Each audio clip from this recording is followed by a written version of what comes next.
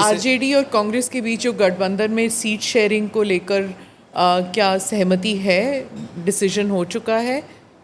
नहीं, देखिए, seat sharing का प्रोसेस ऑनगोइंग प्रोसेस है और आरजेडी और कांग्रेस सबसे पुराना गठबंधन है हमारा और हम हमेशा साथ रहे हैं। आप एनडीए की बात करेंगे तो उसमें जितने अभी एनडीए के सहयोगी दल हैं, जीतन राम मांझी जी पिछले चुनाव कहाँ थे, उपेंद्र जी पिछले चुनाव, उनके जो सहयोगी दल है वो हर चुनाव में पाला बदलते हैं। लेकिन आरजेडी और कांग्रेस चाहे लोकसभा का चुनाव हो चाहे विधानसभा का चुनाव हो, हमेशा एक साथ रहे हैं और कहीं कोई दिक्कत नहीं है।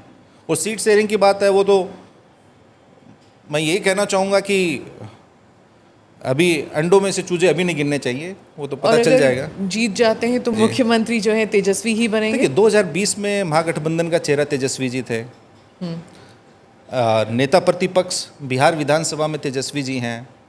राष्ट्रीय जनता दल बिहार की सबसे बड़ी पार्टी है और अभी नहीं, 1990 से लेके खाली एक 2010 का विधानसभा चुनाव छोड़ दें और एक अक्टूबर 2005 का छोड़ दें तो हमेशा से सिंगल लार्जेस्ट पार्टी राष्ट्रीय जनता दल है। नेता प्रतिपक्ष वो हैं, यहाँ इंडिया ब्लॉक के जो हमारे जितने भी 6 सहयोगी दल हैं। कह रहे थे कि चीफ मिनिस्टर वो बनेंगे, मुख्यमंत्री वो बनेंगे, लेकिन कहा जाता है एक मीटिंग हुई थी और खड़गे जी और राहुल गांधी ने कहा था कि इतनी जल्दी कहने की ज़रूरत नहीं कि कौन मुख्यमंत्री। राहुल जी खड़गे जी ने तो नहीं कहा, उनका कोई सार्वजनिक बयान तो है नहीं। और रही बात, अभी तो जो एनडीए के चीफ मिनिस्टर जिस कुर्सी पे बैठे हैं उन्हीं को एनडीए ने प्रोजेक्ट नहीं किया है कि ये चुनाव के बाद चीफ मिनिस्टर रहेंगे। उनको हमसे जानने की क्या जल्दी है? एनडीए की तरफ से क्या आधिकारिक बयान आया है? उन्होंने ये कहा है कि हम नीतीश जी के नेतृत्व में चुनाव लड़ेंगे। पर इस तरफ से तो उन्होंने ये नहीं कहा है कि हम नीतीश जी चुनाव के बाद नीतीश जी मुख्यमंत्री रहेंगे। गठबंधन ने ये भी तो नहीं कहा कि तेजस्वी जी के नेतृत्व में हम चुनाव जीतेंगे या लड़ेंगे। अभी आप देखिए ना, कल भी हमारी मीटिंग है 12 जून को और चीज़ें अपने स्पष्ट हो जाएंगी।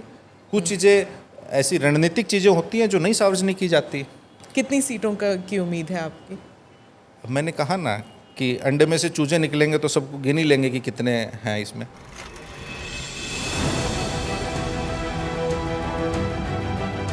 नमस्ते, जय Hind. You are watching ANI podcast with Smita Prakash.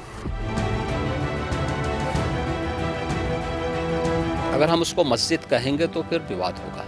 Issue इस टूटा है क्या भारत? 400 पार का मतलब ये है कि संविधान खतरे में है। क्या हम लोग ये निर्देश देते हैं कि फला को गिरफ्तार करके जेल डाल दें? वही तो कह रहे हैं सब। ये बेबुनियाद निराधार आरोप। सच्चा सुनना चाहो देखो स्मिता प्रकाश ANI, it does not lie।